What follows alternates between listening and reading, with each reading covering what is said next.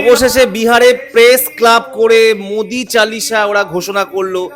এতদিন আমরা হনুমান চালিসা জানতাম, শনি চালিসা জানতাম, এবার নতুন করে মোদিজির চালিসা ওরা ইয়ে করলো। চলো আমরা দেখবো মন্ত্রটা কেমন হবে, চলো দেখে নেবো।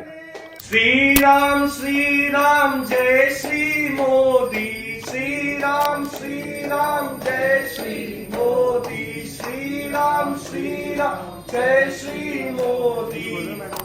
सुमरि चरण भारत जननी, बुद्धि विद्या वरदान।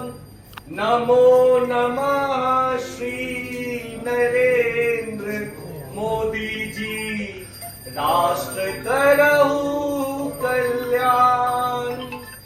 कर्मठ त्यागी वीरवर, जनगण मन आधार,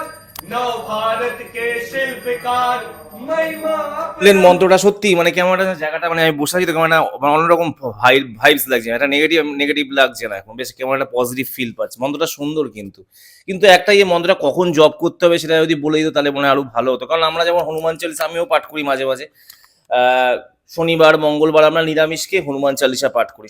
শনি চালিসা যেটা নিয়ম, শনিবারে পাঠ করতে হয়, নিরামিষ খেতে হয়। এইটা করতে গেলে কি নিরামিষ খেতে হবে, কি করতে হবে সেটা যদি ডিটেলস তোমরা যদি ওদের ভিডিওতে বলে দিও তাহলে ভালো হতো। কারণ যাই হোক, একটা খুব ভালো লাগলো যে এখন মানে আমাদের কল্যাণের জন্য নতুন মন্দির এসছে, নতুন ওনাই হচ্ছে ভগবান। উনি যেহেতু আমাদের মর্তেই বাস করেন, তো আমার যেটা বারবার আমার মনের বিশ্বাস যে ওনার কাছে যদি আমরা প্রার্থনা করি সেটা কাছে পৌঁছবে। স্বর্গ অনেক দূর, স্বর্গ অব্দি পৌঁছাতে একটু সময় লাগে। যেহেতু উনি মর্তে অলরেডি আছেন এবং উনি আমাদের দেশের প্রধান, তো সেখানে আমরা যদি মনস্কামনা জানিয়ে এই মন্ত্রগুলো জপ করি, তবে আমার মনে হয় মন্ত্রটা মোদিজির যেদিনকা জন্মদিন মানে জন্মবার যেটা, সেই অনুযায়ী যদি মন্ত্রটা পাঠ করা হয় আমার মনে হয় বেশি ভালো হবে, আর মঙ্গলবারে পাঠ করলেও ভালো হবে।